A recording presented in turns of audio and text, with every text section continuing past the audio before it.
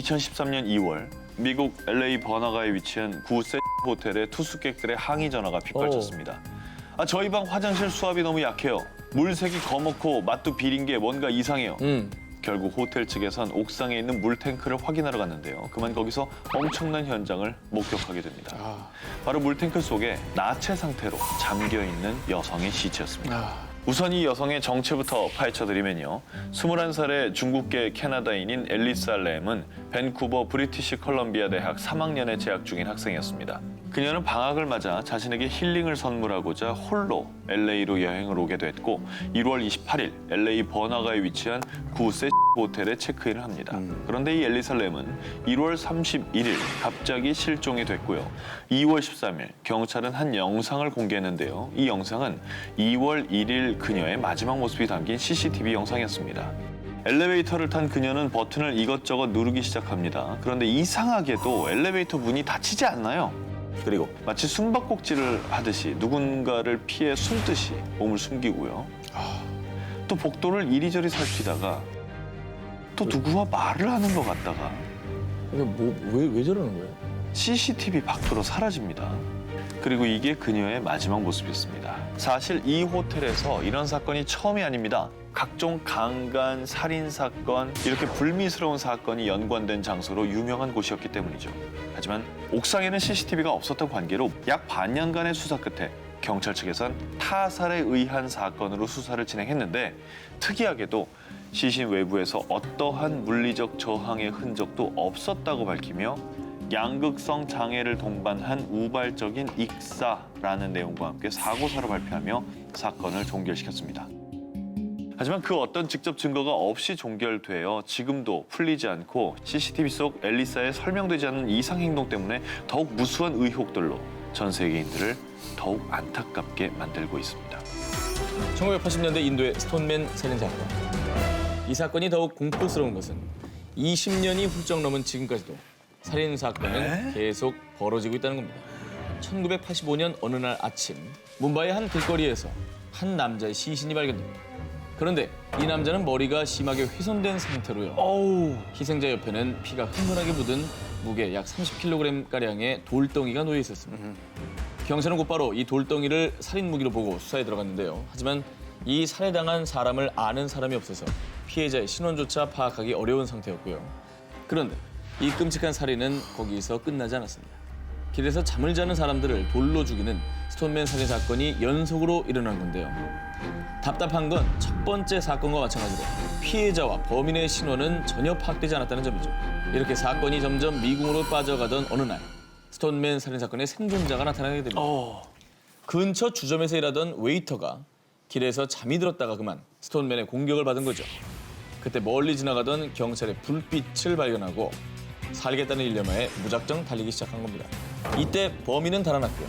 그래서 경찰은 공격에서 살아난 웨이터를 상대로 가해자의 인상착의를 물었지만 1980년대 뭄바이는 가로등이 드물어 밤이면 암흑천지였습니다. 게다가 잠을 자다 공격을 받았던 터라 피해자는 결국 가해자의 얼굴을 기억하지 못했습니다. 그리고 1988년 한 차례 살인사건을 끝으로 희생자 역 12명의 안타까운 목숨만 잃은 채 끔찍한 미스터리 사건으로 남고 맙니다. 그런데 그 다음 해인 1989년 6월 뭄바이에서 비행기로 약 2시간 40분이나 걸리는 도시 콜카타에서 이와 유사한 사건이 발생합니다. 콜카타에서 일어난 스톤맨 살인 사건의 첫 희생자는 거리에서 잠을 자다 커다란 돌에 머리를 맞아 죽게 됩니다. 이후 6개월 동안 약 13명의 희생자가 발생했고요. 뭄바이 사건과 마찬가지로 목격자가 하나 없이 범인에 대한 어느 실마리도 풀지 못한 채 다시 사건은 미궁으로 빠지고 맙니다. 그런데 정말 끔찍한 건 이 사건이 최근까지도 이어지고 있다는 겁니다. 인도 사람들은 1980년대 스톤맨 살인마가 살아 돌아왔다며 엄청난 두려움에 떨고 있다고 합니다. 일본 제과 회사 독극물 협박 사건. 이 사건은 1984년 일본의 대형 제과 기업인 에자키 글리땡의 사장 자택에 한 괴한이 침입해 사장을 납치하면서 시작됩니다. 다행히도 제과 회사 글리땡의 사장은 범인들의 감시가 소홀한 틈을 타 납치 3일 만에 무사히 탈출할 수 있었지만은요. 사건은 거기서 끝나지 않았습니다. 떠들썩했던 납치 사건이 일단락됐을 무렵 에자키 글리땡 본사에 의문의 화재 사건이 발생하고 또 회사 앞으로 수차례 걸친 금품 요구 협박장이 도착한 건데요. 스스로를 21개 얼굴을 가진 괴인, 일명 괴인 21면상이라고 지칭한 범인은 자신이 보낸 협박장에 접선 장소를 잇따라 변경하다 약속한 당일 끝내 나타나지 않았고요. 그 이후 범인들은 본격적으로 전 국민을 인질로 하는 독극물을 협박을 시작합니다. 일본의 메이저 신문사 4곳에 글리땡의 제품에 청산소다를 넣었으며 전국적으로 이 과자를 살포하겠다. 글리땡을 먹고 무덤으로 가자라고 적힌 협박문을 보내온 겁니다. 독극물 협박 소식이 전해지자 각 지역 슈퍼마켓에서는 글리땡 제품들을 모조리 철수시키는 동시에 아예 취급하지 않기로 결정했지만은요. 이미 일본 국민들은 엄청난 공포에 떨며 전 국민을 인질로 삼는 악랄한 범죄 수법에 분노를 표하기도 했습니다. 이에 비밀 수사를 해오던 경찰은 공개 수사로 전환해 특별수사본부를 설치한 것은 물론 범인의 목소리를 녹음한 테이프와 범인의 옆모습이 찍힌 비디오 테이프를 배포했지만요. 범인은 이런 경찰들을 놀리기라도 하듯 또 다른 제과 기업인 마루다땡 식품과 모리나땡 제과로요. 협박장을 보내오기 시작했습니다. 아, 무섭다. 시간이 갈수록 사건은 걷잡을 수 없이 퍼져나가 일본 전역이 혼란과 공포의 도가니에서 헤어나오질 못했는데요. 지난 2000년 2월 13일에는 결국 이 사건이 공소시효가 만료되면서 2017년 현재까지도 미해결 사건으로 남아있다고 합니다. 사진이 마지막 흔적, 타라 칼리코 실종 사건. 1988년 9월 20일 뉴멕시코주 벨렌에 사는 뉴멕시코 대학의 여대생 타라 칼리코는 평소 때처럼 자전거 산책을 준비하고 있었습니다. 엄마, 나 남자친구하고 테니스 치기로 했어. 12시까지 안 오면 나 데리러 와줘요. 그렇게 집 밖으로 나선 타라 칼리코. 정오가 지나도록 딸이 돌아오지 않자 걱정이 된 엄마는 평소 딸의 산책로를 따라가 봤습니다. 딸의 모습은 온데간데 보이지 않았습니다. 불길한 기분이 든 엄마는 곧바로 경찰에 신고를 했고요. 신고를 받은 경찰들은 곧바로 타라의 산책로 일대를 중심으로 수색 작업을 펼쳤습니다. 집에서 약 32km 떨어진 외딴 캠프장 근처 도랑에 딸 타라 칼리코의 핑크색 자전거만 발견됐을 뿐이었습니다. 그렇게 흔적 없이 사라진 타라 칼리코의 실종은 미제로 남는가 했는데요. 이 미궁 속의 실종 사건이 새 국면을 맞은 건 그로부터 9개월이 지난 1989년 6월 중순쯤이었습니다. 이 사건과 관련 있어 보이는 의미심장한 사진 한 장이 발견된 건데요. 타라 칼리코가 사는 뉴멕시코주에서 한참 떨어진 플로리다주 한 편의점 주차장에서 남녀 2명이 묶여있는 사진이 발견됐습니다. 오늘 협박 보내고 이 사진을 발견한 여성은 편의점 주차장에서 흰색 토요땡 차량이 있는 곳에서 주운 것이며 자세히는 못 봤지만 운전자는 콧수염을 기른 30대 남성이라고 말했는데요. 안타깝게도 이 운전자 또한 잡지 못하고 맙니다. 과연 사진 속 여자는 실종된 타라 칼리코가 맞을까요? 타라의 어머니는 이 사진을 본 후 사진 속에 있던 책이 딸이 좋아하던 작가 V.C. 앤드류의 My Sweet Audrina이라는 것을 증거로 들며 딸 타라가 맞다는 것을 확신했습니다. 그러나 정확한 이유는 공개되지 않았지만 미국 국립연구기관인 로스 앨러머스 국립연구소는 사진 속 여인이 타라 칼리코가 아니라고 판정을 했고요. 미국 유명 토크쇼인 오프라 윈프리 쇼 등의 안타까운 사연으로 소개가 되면서 사람들의 관심은 더욱 모아지게 됩니다. 그리고 다행히도 뉴멕시코주 경찰국 발렌시아 카운티 보안관 사무소 등 6명의 경찰관이 미즈 사건 전담반을 꾸려서 타라 칼리코의 실종을 재조사하고 있다고 합니다. Seen a very validated timeline. 도쿄 일가족 살해 사건. 평범한 40대 부부 미야자와 미키오와 부인 야스코는 어린 두 자녀와 함께 일본 도쿄 세타가야구에 살고 있었는데요. 12월 31일 오전 야스코의 어머니는 웬일인지 딸 야스코가 전화를 받지 않자 결국 딸네 집으로 찾아가 보았는데요. 자, 그런데 그곳에서 상상도 하지 못한 끔찍한 사고 현장을 목격하고 맙니다. 사위 미야자와 미키오는 1층 계단에 그리고 딸 야스코와 고작 8살이었던 손녀 니이나는 2층에 쓰러져 있었고요. 6살 손자 레이 역시 침실에서 발견됐지만 이미 숨을 거둔 뒤였습니다. 경찰에 따르면 범인은 범행을 저지른 직후 바로 현장을 떠나지 않고 범행 후에도 장시간 동안 피해자의 자택에 머문 흔적을 남긴 것이죠. 자, 그리고 그 과정에서 혈액, 지문, 족적, 소지품 등 수많은 증거를 남겼는데요. 자, 조사 결과 범인의 혈액형은 A형, 키 170cm 전후의 외국인 혹은 혼혈인이라는 것을 확인을 하게 됩니다. 많은 정보가 나왔네요. 네. 자, 그리고 뒤이어 범인이 남긴 족적을 추적하는 상황에서는 뜻밖의 가능성이 제기되는데요. 당시 범인이 신고 있던 신발은 영국 S 브랜드 제품이었는데 신발 사이즈가 일본에서는 판매되지 않았던 사이즈였고요. 1998년 10월부터 2000년 11월 사이에 한국에서 제조된 제품이라는 이유로 한국으로 조사원을 파견해 범인의 지문을 한국 전과자들의 지문과 대조하는 작업까지 진행을 하게 되는데요. 그러나 이 작업으로도 범인과 일치하는 지문을 가진 사람을 발견할 수 없었습니다. 일본 경시청은 사건 발생 후 17년이 지난 지금까지도요. 범행 현장 보존을 위해 24시간 경찰이 상주를 하고 있고요. 무려 2천만 엔, 한화로 약 2억 원 상당의 사상 최고의 현상금을 내건 건 물론이고 이 사건에 투입되는 조사원만 연간 25만 명에 달할 정도로 범인을 잡기 위해 최선을 다하고 있다고 합니다. 참고로 뭐 이 사건은 일본 미제 5대 사건에 항상 꼽힌다고 하고요. 그만큼 많은 관심을 받은 사건인데요.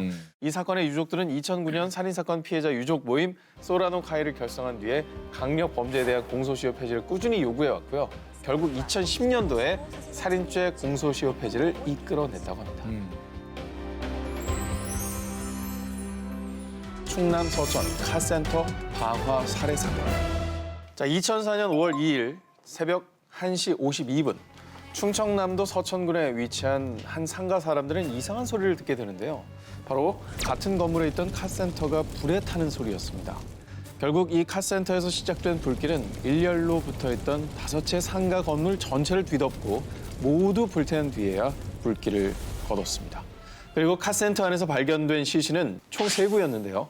사망자는 당시 8살이던 카센터 주인집 쌍둥이 남매와 농기계 수리점을 운영하던 이웃 아주머니 A씨였습니다.